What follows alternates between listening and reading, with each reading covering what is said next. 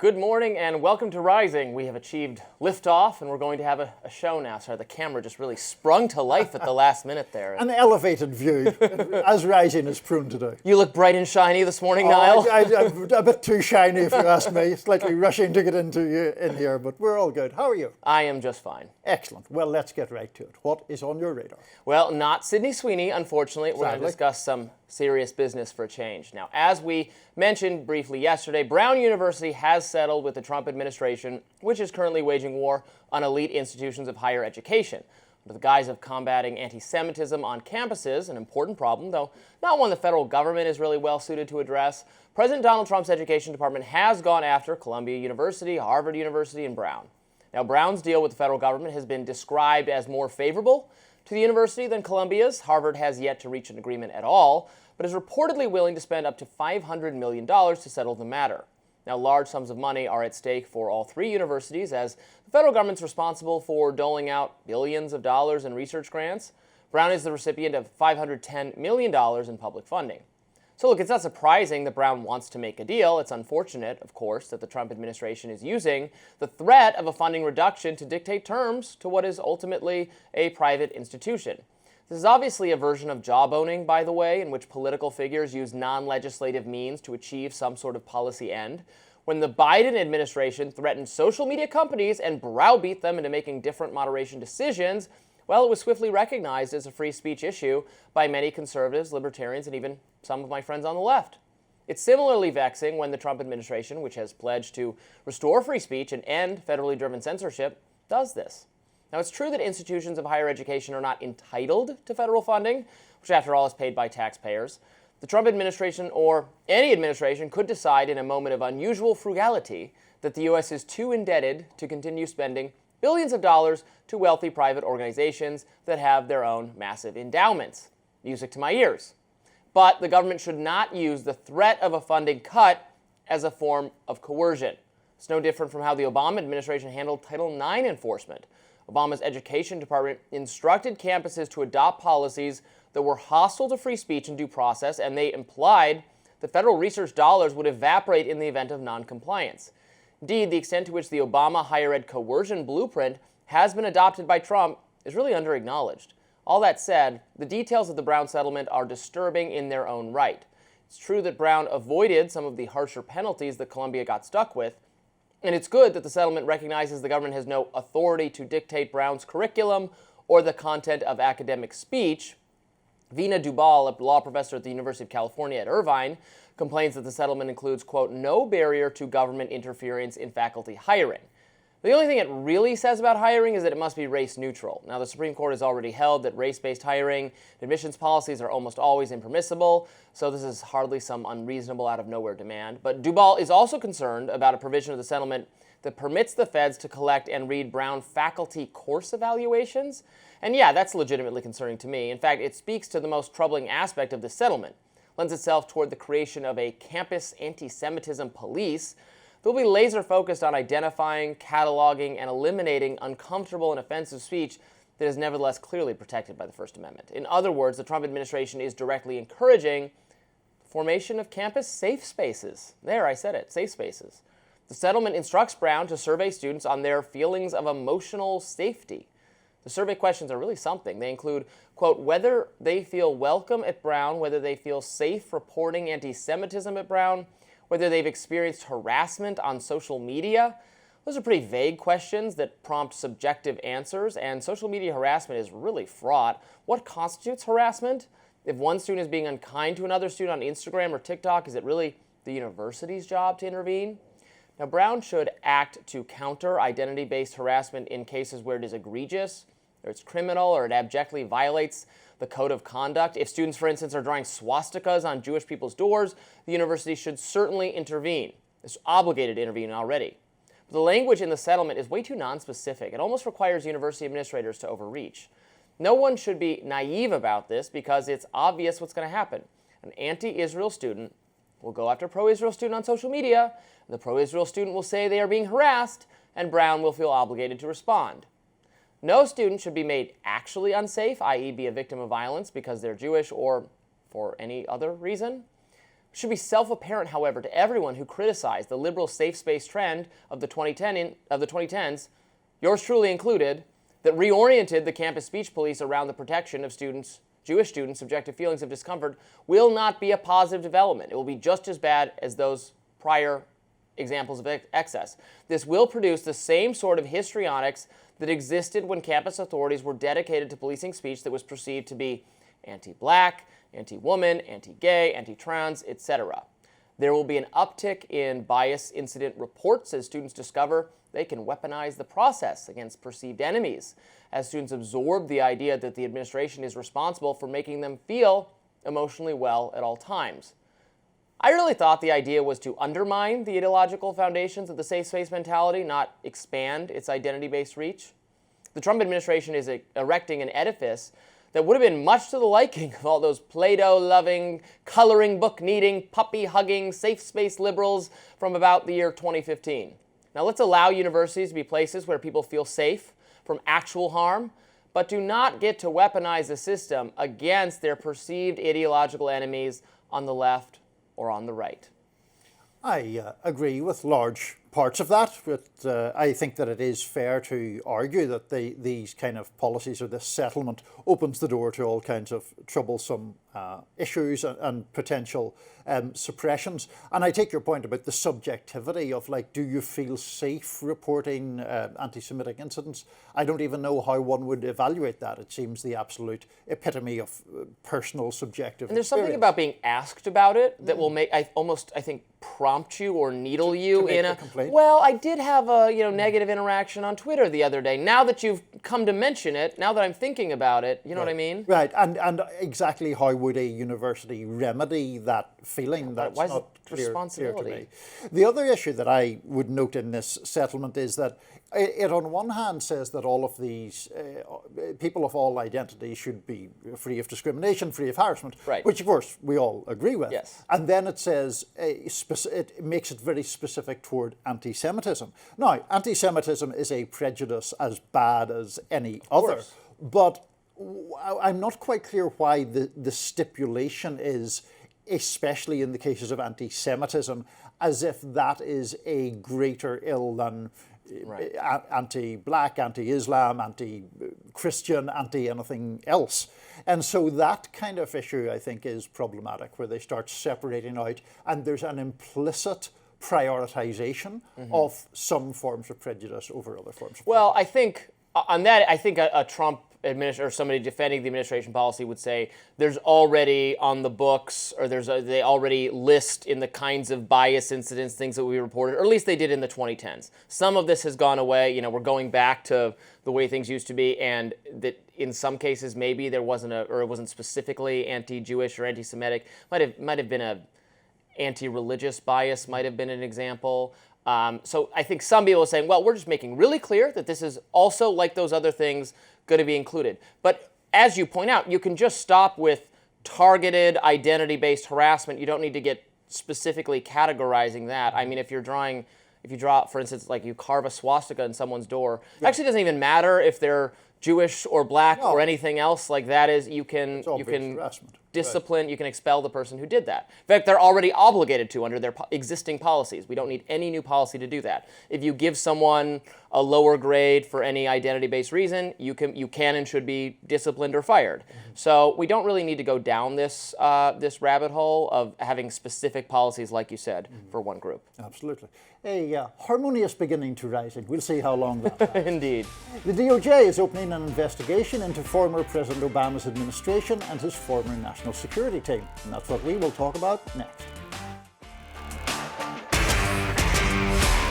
The so-called RUSSIAGATE rabbit hole deepens. The DOJ now announcing a grand jury investigation into the allegations of wrongdoing by officials in former President Obama's administration. Now, you may remember, late last month, Director of National Intelligence Tulsi Gabbard declassified documents connected to Russia's 2016 election interference and that subsequent investigation. Gabbard even went so far as to call some of the Obama officials' actions with regard to RUSSIAGATE a treasonous conspiracy. Following the DOJ's announcement on Monday, a White House spokesperson said this in a statement.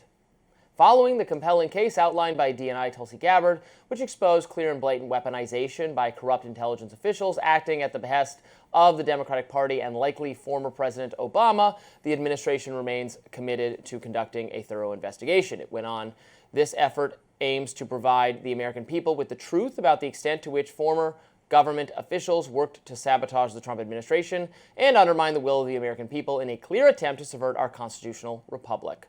In response to the document dumps last month, former President Obama's team issued a rare rebuke, calling the allegations bizarre and saying that they were a, quote, ridiculous and weak attempt at distraction. Nothing in the document undercuts the widely accepted conclusion that Russia worked to influence the 2016 presidential election but did not successfully manipulate any votes. The former president's spokesperson also added that those findings were later affirmed in a 2020 report by the bipartisan Senate Intelligence Committee, which included among its members then Senator Marco Rubio.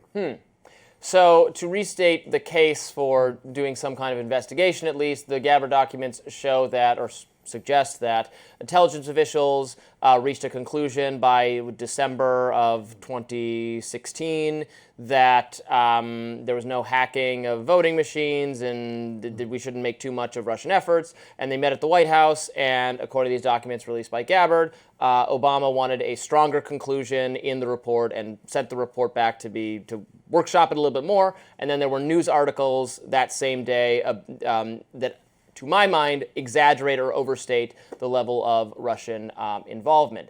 I should say that while I think it is plausible that Obama acted in a very political way with the intelligence that was available to him, I think he is pretty well covered under the same presidential immunity that the Supreme Court has said applies to Donald Trump. So I don't think there's going to be, I'm seeing some conservatives say it's just a matter of time before he gets handcuffed and frog-marched. Don't think that's going to happen because these actions will plausibly be covered under the same immunity that Trump gets. So first of all, I would characterize Tulsi Gabbard's revelations very differently from yourself, because to me what Gabbard did was conflate two separate issues. One was, as you noted, whether the Russians hacked into voting machines, adjusted vote totals or something of that nature. The answer to that is no. The answer to that under the Obama administration was no. That was never the accusation. There is a separate issue which was borne out by the Senate report that we mentioned about Russian meddling in the election by things like the DNC hack and by the use of social media bots and by the attempt to sow discord. That is almost universally accepted that it did happen. Now, to the point about this grand jury investigation, I think I am vastly more alarmed by it than you do, because to me, a little more than 6 months into the Trump administration, we're now into the show trials era, or the potential show trials era. There is no person named here. There is no suggestion of what the actual criminal act would be. There is no suggestion of who is going to work on this in terms of whether the prosecutors are going to be career officials or political appointees.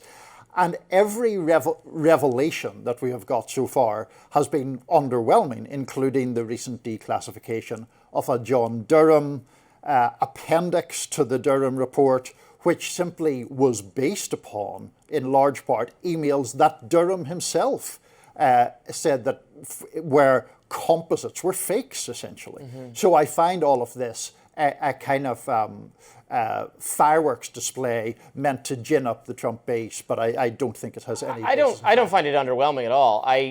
But you say it's about two different issues. But when Obama said that not that he rejected their conclusions, but he wanted them to come to different conclusions, that was talking about the hacking. But he didn't say he wanted them to come to different conclusions. He said that he wanted an assessment done before he left office. Right, but they'd done the assessment, right? They said they came to him and said, "Yeah, this is our assessment," and he said, "Get me a different assessment." I don't think that's. I think that's overgeneralizing and exaggerating, Robby. Really. I really. Fairness, I think that's what he said. And then you have news articles appear the same day, sourced to the very administration officials who now, again, I'm not I'm not trying to put anyone behind bars. I just think this was some shady behavior. You can go back to, again, I always point to this 2018 New Yorker article by Jane Mayer that is insane to me about that, in which James Clapper is quoted in this article as saying he thinks the Russians are more responsible for Trump winning than or for Hillary Clinton losing than Trump is. He says that in 2018. But in 2016, now I know from these documents that he told Obama and Russians really had nothing to do with it. And now later he is talking about the influence, but it's like, because you couldn't connect any kind of hacking of voting machines, they had to then subsequently manufacture some kind of influence narrative that also over time petered out. But hold on, Robbie. You're saying that they subsequently manufactured some influence narrative. The influence narrative was in the assessment that we're all talking about. The influence was hacking the DNC, spreading those emails around in a way that was intended to damage Hillary Clinton, and the use of social media influence campaigns. So the idea of Russian meddling in that sense was not invented subsequent to the election. The DNC hack, that one that was done by them, and you could say that had an influence on the election. Sure, I'm never pointing to that one as now. I would say that was nefarious in that it was a criminal act to hack her email. I was telling you more truthful information about how she actually feels. It's not the same as. No, you know what I mean? On that point, I mean, that's a point about the media coverage, which sometimes was like, oh, it's the product of a hack. Like, information comes to those of us in the media from people with shady motives all the time. That's a completely fair point. But the point is, was that hack Russian? And the overwhelming evidence, I would say, is yes. I don't contest that. And it was the attempt in disseminating that information to damage Hillary Clinton. I think the answer to that is clearly yes. So therefore, by that token, Russia meddled in the election. That does not mean that Russia wheedled its way into the election boxes and changed vote tallies, which no one has ever alleged in an official capacity. Right. And then on the other, and again, on the two other examples, there's no hacking of machines, and the social media stuff, which is the crux of that. That's why James Clapper says that in that article, has been widely debunked now by not just by conservative people, but also by mainstream people looking at the data of how many bots there were, how much money was spent, who saw those accounts, and what plausible effect they might have had, is a drop in the bucket compared to the amount of advertising the campaigns do themselves, or the amount of where swing voters in Pennsylvania were consuming. They watch Fox News all day, they listen to talk radio all day, but to say that because they saw Blacks for Hillary or Blacks against Hillary on Facebook, that's why they changed their mind instead of what Rush Limbaugh was saying 24 hours a day to them. I think there's a genuine debate to be had about how much influence this stuff had, and did X, Y, or Z mean that Hillary Clinton lost and Donald Trump won? You can say that about 25 factors in that election, but that doesn't change the fact that the Russians did meddle. Next up, who will get President Trump's endorsement now that Representative Nancy Mace is entering the race for the governor of South Carolina? We'll talk about that one. Don't go anywhere. Controversial Congresswoman Nancy Mace has officially entered the governor's race in South Carolina. It's almost a little rhyme. Mace, a former state lawmaker who is serving her third term in Congress, made this decision public on social media, writing in part, "I'm running to be the governor of South Carolina. God's not done with South Carolina, neither am I. You and me, our mission begins now." Some of the key ideas of her campaign include slashing income tax, protecting American borders, and advancing school choice. Here's Mace making her pitch at an event in Charleston on Monday. Let's take a listen. I'm not here to fold. I'm here to fight for you and your values.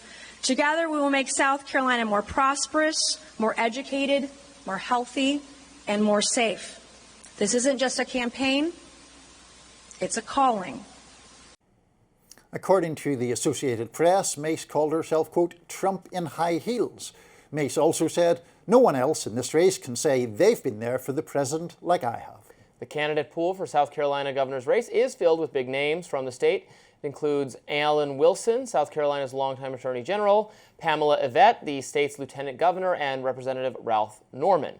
The current governor, Henry McMaster, is term limited and will not seek re-election. President Trump has not endorsed a candidate in the South Carolina governor's race yet. Well, she certainly enters this race with much better name recognition than those other people, none of whom I've ever heard of. She is extremely active on social media, doing appearances on TV.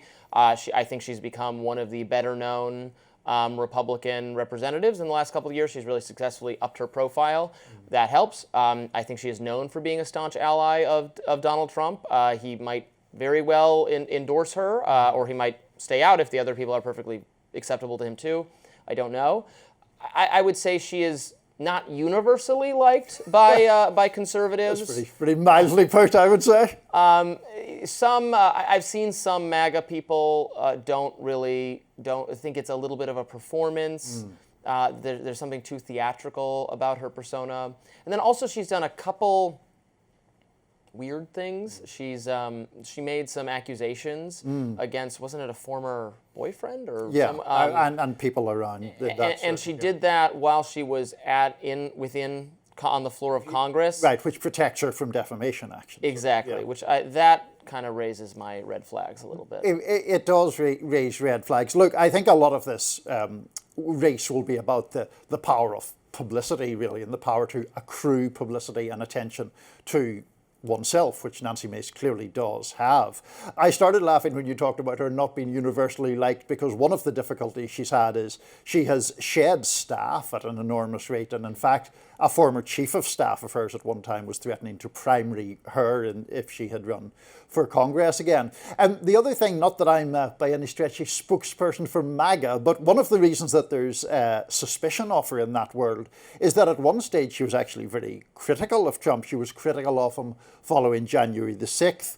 At one stage she was trying to position herself as a kind of moderate or new voice. She's socially moderate. She's an abortion moderate. Yeah. I suspect she's moderate on other social issues. Except the trans issue, which of course she has made a whole rallying cry of a whole big thing. So there we go. Well, we will be enjoying covering that campaign for the foreseeable future. Next up, Senator Elsbeth Warren is clashing with CNBC hosts over Zohran Mamdani. We will discuss that. Stick with us. What the party should look like. Yes. Democratic Party move. You bet. That was Senator Elsbeth Warren campaigning with New York City Democratic mayoral nominee Zohran Mamdani hours before she unleashed on CNBC host David Faber while defending Mamdani's policies. He questioned the Democratic Socialist desire to create affordable housing by taxing New York City millionaires and billionaires. Take a look. Saying, so I want people to be able to afford to live in New York City. That's what keeps it a vibrant city. That's what makes people want to live Nobody here. disagrees with that, Senator, but raising taxes in order to do it? Oh, why is that goodness. the answer? Oh, dear. Are you worried that billionaires are going to go hungry? No, I'm worried that they're going to leave and spend their money elsewhere. You know, they've threatened to do that over and over and over. And they have. This is not an issue that just here in New York. It's everywhere. But it's not an issue that Eric Adams was fighting for. It's certainly not an issue that Andrew I think the mayor would say they have been trying to focus on building as many new. Warren also weighed in on President Trump's firing of Bureau of Labour Statistics Commissioner Erica McIntyre. Let's watch that. You get bad data, you kill the messenger, right? And that's Donald Trump, because he thinks he can bend reality. If he can just tell a different story, then everyone will have to believe his story. Trump took to Truth Social, railing against Warren over her comments, posting, quote, "In just 6 months, I cut costs, especially energy and taxes, tremendously." Elizabeth Pocahontas Warren on CNBC said costs have gone up. She is just angry that I blew up her terrible presidential campaign. Call her out. Elizabeth Warren is a loser. She lies about everything, including the fact that she is an Indian. She's not. She's no Pocahontas. Ask Pocahontas the real questions, CNBC. He really loves that dig, Niall. He really does love that dig, though he seems to really hate being called out on the firing of the BLS commissioner, which was, I mean, I did a whole notes about it yesterday. I agreed with you on it. You did? That one I don't like. And that was very, a clear attempt, I think, to just hit back or take revenge against facts that he didn't like. But on Trump versus Elizabeth Warren, so Elizabeth Warren is not only not my favorite political actor, but just about my least favorite. We have a divide again, Robby. Not only, and it's not really. in some ways that is a credit to her. I think she is almost the perfect ideological representative of not my ideology. It's not just that I dislike her, I fear her in power. She would be my most feared person to run the country in a way that is maximally against my way of thinking. However, I will say, I was informed yesterday, I was reading somebody's Substack, maybe it was Matt Iglesias's, and apparently she does have some kind of bill related to housing on the abundance agenda that is not objectionable to me, that is about making it easier to build more housing. Because that is, in my view, and I guess in Elizabeth Warren's, in this way, that's a good thing, the answer to inflated housing prices is the shortage of housing. You need to do reform so you can build more units to stop the cost from going up so much. I think that's the solution, and I would love Democrats to work on that, and if Elizabeth Warren wants to work on that, that's great. The solution I don't like is just that we can tax our way out of every problem, and, we're doing, boo-hoo for billionaires. Well, to that guy's point, I mean, if you do tax very wealthy people up to a certain level, there is a certain amount that they're willing to stay in New York because they like New York. But we do see wealthy people moving to Florida and to Texas in the tech sector, even though being in Seattle and Silicon Valley is more beneficial. There's a rate at which they all go to Austin. And if she wants to do that to New York, that's her problem. So let me begin with a forceful defense of Elizabeth Warren, who I think is an excellent political figure, very much part of what I think would be a much better direction for the country. I regret that she did not do better when she ran for the Democratic nomination in 2020. I thought she would have made for an excellent nominee. I don't actually get the idea, which is common, I think, on the right and among people who dislike her generally, that she talks down to people. I mean, I get that she was a professor at Harvard Law School, if I'm remembering correctly. She comes across as elitist. I think she does. I don't agree with that. I don't see that in her. And she has actually had quite a tough life at times herself in terms of her upbringing, and she separated from her then husband when she had a kid, and she's not someone who has been without hardship in her own life. Now, in relation to the billionaires comment, firstly, I laughed when she said it and laughed again when we replayed it. I think that is a perfectly valid point to make. I also think that the media in this country, primarily being owned by wealthy people by its nature, tends to marginalize those kind of critiques or criticisms. It is rare that you hear someone being mocked for the kind of view that David Faber put forward, and I'm glad that Elizabeth Warren did some mocking of it. Look, briefly on the general point about taxation, of course there's an optimal level of taxation. Of course there are levels that can disinhibit growth. There's levels where you actually take in less revenue because then people make less money, or they leave the municipality. Right, but I think that, and the libertarian point of view would be that you would just reduce taxes to almost nothing, which I think would have the effect of both disadvantaging people who already face severe disadvantage in their lives and would simply empower the super wealthy. It would empower a plutocracy, essentially. Well, let's say New York City, let's say it confiscates more wealth from successful people and does what with it? And builds affordable housing? Well, I mean, in Zohran Mamdani's case, one of his recommendations is for universal childcare from the ages of 6 months until 5 years old. Now, I would argue that that is a useful thing in terms of its social function. I would also argue it's a very useful thing in terms of the overall economic good of the city, because if you provide that childcare, you then free mothers and fathers to work without having to have the disincentive that their earnings are going to be stripped out for childcare. I don't think people who don't have children should have to pay for childcare for other people. I think people who have children should pay it, but I'd like to make it cheaper for them. Do you think that people who don't have children should pay taxes for education? No. So somebody who doesn't have a child should not have any, there is no societal benefit to their taxes going toward education? No. Really? I would make you the person who, for universal school choice and privatized education. If you want to get philosophical here, I think public education at all. You're against public education. Yeah, I think the point of the government is to provide some small number of services, police and defense and courts and those things, and everything else is not Really? prescribed by our Constitution, actually. I can't believe that sometimes our friends on the right in the comment section think you're too moderate. And here you are coming out against public education, as if society has no collective interest in educating the population.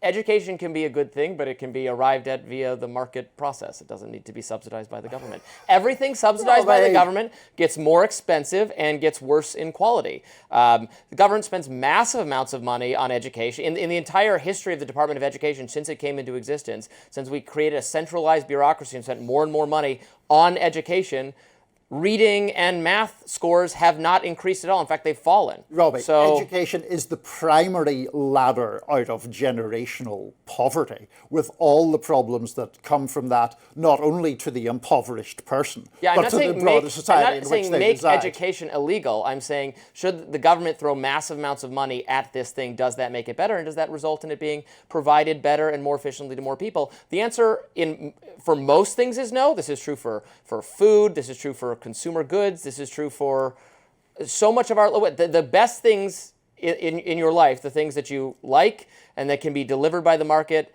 effectively, efficiently. They're not, the less the government has to do with them, the better it is. That's my libertarian case for you. DHS under fire for an apparent FEMA policy regarding emergency funds in Israel, but it appears that they have changed that policy at the last minute. Stay with us. Reports indicating that FEMA would deny grants to states and cities that boycott Israeli companies set the internet ablaze yesterday. But now it appears that the Department of Homeland Security changed the wording of their anti-discrimination policy. Before, the wording of that policy specifically mentioned that boycotting or cutting commercial relations with Israel was a violation. The DHS is now defying tying FEMA funds to one's Israel stance. DHS wrote on X, "There is no FEMA requirement tied to Israel in any current agreement. No states have lost funding and no new conditions have been imposed. FEMA grants remain governed by existing law and policy and not political litmus tests. DHS will enforce all anti-discrimination laws and policies, including as it relates to the BDS movement, which is expressly grounded in anti-Semitism. Those who engage in racial discrimination should not receive a single dollar of federal funding." Notably, however, there is an ex-community note on DHS's post that reads, "Misleading. DHS terms and condition only now remove the section stating boycott means refusing to deal, cutting commercial relations, or otherwise limiting commercial relations, specifically with Israeli companies." The post then links to an archived version of DHS's policy. The reports that indicated FEMA was tying funding to whether states and cities boycott Israel sparked backlash from both sides of the political aisle. Daily Wire host Matt Walsh wrote on X, "There is just no way to reasonably claim that this qualifies as America First." Meanwhile, former Rising host and current YouTuber Crystal Ball called the policy absolute insanity. Yes, there was a lot about this on social media yesterday, so it seems like the administration has backpedaled on this after getting a lot of criticism, including from right-leaning people, that emergency funds should not be, this is like a double negative situation where the government was saying we would not give emergency funds to a city if that city has a policy of boycotting, working with Israeli companies, because we're saying something about Palestine. Now, I have complicated feelings about this, though, because I don't know how you feel. Look, I am perfectly happy to object to a lot of what Israel is doing. If private institutions want to, like Ben & Jerry's or whatever, don't agree with Israel policy, so they want to not work with companies based in Israel, although then I find that a little weird, because it's not the Israeli government. Is every company in Israel necessarily endorsing what its government is doing? Is that fair? Well, there were economic boycotts of apartheid South Africa, I think, on the same basis, that you isolate a nation economically because you find its policies so egregious. I think that would be the principle behind So then you just punish a firm that is headquartered there? I don't know. I'm not big into sanctions and boycotts in general. Like, I was against embargo of Cuba for a gazillion years that did nothing, and I don't even like a lot of the Russian sanctions or sanctions against anyone. I think it punishes the people there, and it does not. Maybe it helped in the South Africa example, but I don't think it has a very sterling track record of encouraging different policies or changing the regime. So, if you want to do it in your private capacity, I have no problem. And I agree with expressing opposition to what Israel's doing. If it's a boycott of the Israeli government, that's a little bit different to me. And now we're getting into, now this isn't even a private company. This is a city or a state. Should the public thing be doing political either? I don't know. I actually thought going into this that I usually agree with Matt Walsh on these types of things, and I was going to say this isn't America first and they should not have this policy. I don't really care either way if they have this policy, but now I've kind of talked myself into going, wait, why does the city boycott a contractor with just a company that's headquartered in Israel? Well, I wouldn't prohibit them from doing it. I don't know. Shockingly, I find myself more in agreement with Matt Walsh than you are, and that rarely happens. I don't think that it is really at all sustainable or tenable to say we are going to condition emergency aid for American citizens in a particular state or city or municipality upon the policies of that state as they pertain to a foreign government. Now, I have numerous times expressed my vehement criticism of what Israel is doing specifically in Gaza over the last 21, 22 months, but I wouldn't actually support this policy or what appeared to be the initial policy for any, as it pertains to any foreign government. It is the argument for emergency aid to a particular state or place within the United States is that it assists the people who live in that place. It should not be kept from them on the basis of that state having a certain foreign policy. So I agree with that. To be clear, I agree with that. I don't think either way, I don't think the funds should be based on them doing this or not doing it. Right. The funds should just be based on the needs of the people in the emergency area. It doesn't matter what the government's policy there is with respect to Israel pro or not. So, okay, I agree with that.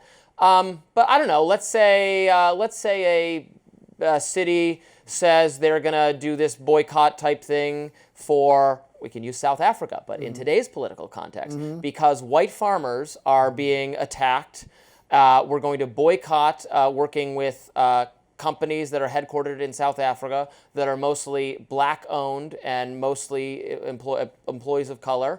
And an administration said, well, that's racism, so we're not giving emergency funds. The federal government says, you're racially discriminating against black-owned businesses, and so we're not going to give you these funds. I could see the Democrats getting mad about that. If a state or city took that view of South Africa, I would strongly disagree with that view, and I would argue against it, and I think lots of people in Congress would argue against it and all the rest. In the instance of these funds, though, they are funds that pay for things like search and rescue teams, emergency managers. Even in the South Africa hypothetical, I would not argue for withholding funds that pay for that kind of function, even on the basis of a separate policy that I find very objectionable. All right, I thought I could get you, but you're not taking my bait there. I always enjoy a hypothetical in these things. It's good to, it is good to have those things to test out whether the position's consistent, I think. Yeah, I also just think it's weird for cities to take positions on like major foreign policy things. Like that's the purview of the federal government. And again, I agree. I am horrified by what a lot of has gone on with respect to the Israel government. I've resented our foreign policy being hijacked by Israel. I think it's not America first to be led into future wars or to send them aid unconditionally or at all. So I'm against all of that. We're going to be talking a little bit later about the new policy announced by Benjamin Netanyahu in the last 24 hours, in the last couple hours, that is really concerning, I think, an occupation of Gaza. So that's all very bad. It just seems like the federal government should be doing something about it. Well, just whatever. Briefly, I know we have to wrap this up momentarily, but one of the things that I find most interesting about this specific story is the fact that the Trump administration obviously did feel a need to pull this back. They had initially set out the thing that was like, well, if you believe that about Israel, we're not giving you the funds. And they themselves appear to have thought, that's not actually a great idea. We'll take that language out. Now, whether that's a principled position, they decided it was wrong in principle, or they decided there were political dangers given the divisions on the right, which we also will be talking about in a moment. I think that itself is telling that they felt it wasn't plausible to continue with that policy or qualification. Yeah, I think that is very interesting observation. Meanwhile, is Stephen Colbert lining up a new gig? We'll tell you more next. We'll be right back after this. Stephen Colbert already has a gig lined up. The Late Show is coming to an end, but Colbert is not done with late night, and he's not done with CBS, the company that axed his show. According to Vulture, the 61-year-old will be a guest star in the network's comedy drama series Elsbeth. Won't be a far cry from his current gig. He will play late night host on the fictional show Way Late with Scotty Bristol. The scoop comes weeks after CBS canceled The Late Show with Stephen Colbert, which will run until May of next year. It remains unclear how Colbert scored this part, but Wendell Pierce, one of Elsbeth's main actors, appeared on The Late Show earlier this year and might have put a word in. Take a look. I keep asking CBS, I want to be a corpse on one of these shows. I want to be the body that's found behind the pile of like lettuce boxes. Absolutely, like that. but I can make that happen. You can? Yeah, we just got picked you know up. A guy? Yes, I know a guy who knows a guy, and then we can get you on. Thank you, You know, Wendell. man, I Thanks really for being appreciate here. it. Thank you. A happy ending for Stephen Colbert. I guess he's going to be a little bit more than a corpse. I don't know what this show is. I have no idea. It's part of the Good Wife extended universe. There's like a good doctor and a good lawyer and I guess there's a good late night show host or something. I don't know. I am relieved. Normally I feel that my popular culture reference points are lacking, particularly for a movie fan like yourself. I'm glad when it comes to network TV series that we have a similar level of ignorance. I have not gotten invested in a network television show in many, many, many years. I was actually reflecting on this when I tried to watch the South Park episode so I could discuss that on various television shows, including ours. And I had to turn on, because I do have a subscription to cable, so I turned on the actual part of the TV, like not just HBO or Netflix, but the actual TV. Yeah. For the first time in probably like 2 years. Really? And it was a weird experience. And like I had to watch the episode, like they wouldn't let me fast forward. I'd actually watch commercials for MTV and Survivor and whatever. And a shocking experience. This just felt like I was suddenly transported back into the 1990s or the early aughts. And it led me to the conclusion that I need to stop paying for this. I never use this. I wonder how many. Now, I think a lot of people still do watch network TV. It's not quite the late night example where there's just a much, much smaller audience. Like I think there's still an audience for network TV. There is. Older people still watch it, but it's got to be, the long-term trajectory of that has to be pretty bad too. Yeah, I mean the long-term trajectory I think is terrible when you look at, there are still the big evening newscasts, for example, still do get a very substantial audience. I think ABC, which is the highest rated one, gets about 8 million. That's a very significant number of people. It's more than any cable news show, but it is all those figures, and particularly late night, which you mentioned, are way diminished, not only from the sort of Johnny Carson era, but from the David Letterman, Jay Leno era, which of course gets us back to Mr. Colbert, whose ouster I did find suspicious, given everything that's going on with CBS and Paramount. He is and was the highest rated late night talk show. He does better than The Tonight Show on NBC and Jimmy Kimmel on ABC. And given everything else that has gone on with CBS and Paramount, one element of which we will talk about a little later, I am skeptical of his removal, though I take the point that there are various reports about the show being pretty seriously unprofitable. Yeah, and that is important. That's reading the I was going to say the icing on the cake. What? That's not the writing on the wall. Yes. That's what it is. Less sweet. It's very early these days. Not enough caffeine. that's the way things are headed. People just prefer to get their news like everything else, from streaming, from social media.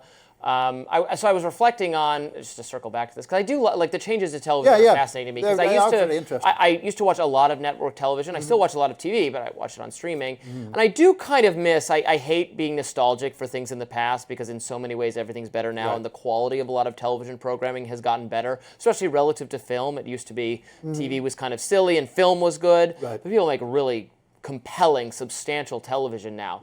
But the way television is released on these streaming platforms is often either all at once or is over a short period of weeks, 8 episodes, 9 episodes, 13 episodes, whereas you go back to like the heyday of, like, I love the television show Lost on ABC. I think 20 million people or something watched the season 2 premiere.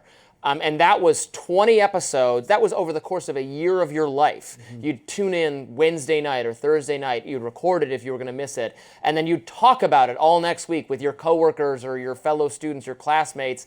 It was a kind of experience that we would go through collectively as a country. I mean, 20 million people watching it at one point. I do kind of miss that. We're now like, Stranger Things will come out. It'll be a thing for a day because you watch it all at once. You watch the next batch in a month, and then it's done. You forget about it. Whereas Lost was with us for like a decade because it took all year to see it. No, I take that point just very briefly. I do think some of the streaming shows have had that kind of effect. Like during the pandemic, things like Tiger King or The Last Dance. Yeah, those it's ephemeral. I think that a lot of people were watching that, even though it was not so long running.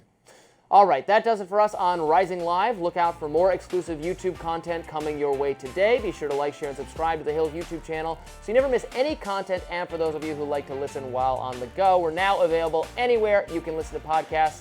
See you right back here tomorrow.